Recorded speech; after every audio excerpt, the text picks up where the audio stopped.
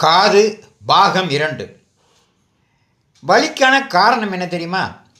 பற்சொத்தை, கடைவாய்ப்பல் வெளிவராதிருத்தல், நாக்கு மற்றும் வாய்ப்புண்கள், டான்சில் சதை வளர்ச்சி, கழுத்தெலும்பு தேய்வு, புற்றுநோய் போன்ற நலிவுகள் மற்ற உறுப்புகளை பாதிப்பதினால் காதில் வலி ஏற்படக்கூடும். தொண்டை அழற்சி காரணமாகவும் நோய்க்கிருமிகள் தாக்கத்தின் விளைவாகவும் காதில் வலி ஏற்படலாம். சுவாசிப்பதில் தவறான முறையில் மூச்சு வெளியேற்றுவதும் காது வலிக்கு ஒரு காரணமாக இருக்கலாம். மூச்சு உறுப்புகளில் தொற்றுநோய் ஏற்பட்டிருந்தாலும் காதில் வலி ஏற்படும்.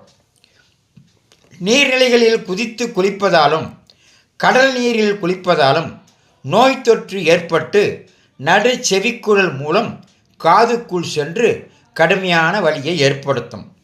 சரி, இதை எப்படி பாதுகாப்பது? காதை குச்சி பட்ஸு மூலம் சுத்தம் பண்ணுதல் கூடாது. முதலே சொல்லிட்டேன். காதுகளில் வாக்மேன், ஹெட்போன் அணிந்தாலும் மிக குறைந்த அளவில் சத்தத்தை வைத்து கேட்க வேண்டும். அதிக சப்தம் இல்லாமல் மெல்லிய இசையை மட்டுமே கேட்க வேண்டும். சுற்று வட்டாரத்தில் அதிக இரைச்சல் இருப்பது தெரிந்தால் காதில் பஞ்சை வைத்து அடைத்து கொள்ளலாம். தொடர்ந்து செல்போனில் பேச நேரிட்டால் ஒரு காதிலிருந்து மறு காதுக்கு மொபைல் ஃபோனை மாற்றி வைத்து பேசுவது மிகவும் நல்லது. காதில் பூச்சி புகுந்துவிட்டால் சில துளி தேங்காய் எண்ணெய் அல்லது நல்லெண்ணெய் விடலாம். உடனே பூச்சி செத்து வெளியே வந்துவிடும். காதில் அடிக்கடி டிராப்ஸுகளை போடக்கூடாது.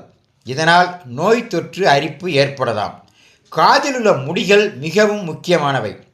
தூசியும் பூச்சியும் காதுக்குள் நுழையாமல் அவை தடுக்கின்றன. எனவே இவற்றையெல்லாம் வெட்டி நீக்கவே கூடாது. காது சிந்துவதால் காதின் உள்ளே அழுத்தம் அதிகரிப்பதால் காது வலி கூட அதிகமாகலாம். எனவே மூக்கை சிந்தும் போது அதை துடைப்பது நல்லது. குழந்தைகளுக்கு காது வலி வர முக்கியமான காரணம் சளி பிடிப்பதும் பாட்டிலில் பால் தருவதும் ஆகும். எளிய சிகிச்சை முறை என்ன செய்யலாம் அப்படின்னு ரொம்ப சிம்பிளான ஒரு சிகிச்சை. மாதுளம்பழத்தில் சாறு எடுத்து சூடாக்கி இளம் சூடாக சில காதில் விட காது வலி குறையும். மல்லிகை இலை எண்ணெயையும் 2 சொட்டு விடலாம். நல்லெண்ணெயில் ஒரு கிராம்பை போட்டு சூடு செய்து ஆற வைத்து எண்ணெயை காதில் விட்டால் வலி கூட குறையலாம். ஆக மேற்கண்ட எளிய வைத்திய முறைகளை கையாண்டு காதை பாதுகாப்போம். இதையெல்லாம் லைக் செய்யுங்கள், ஷேர் செய்யுங்கள். மீண்டும்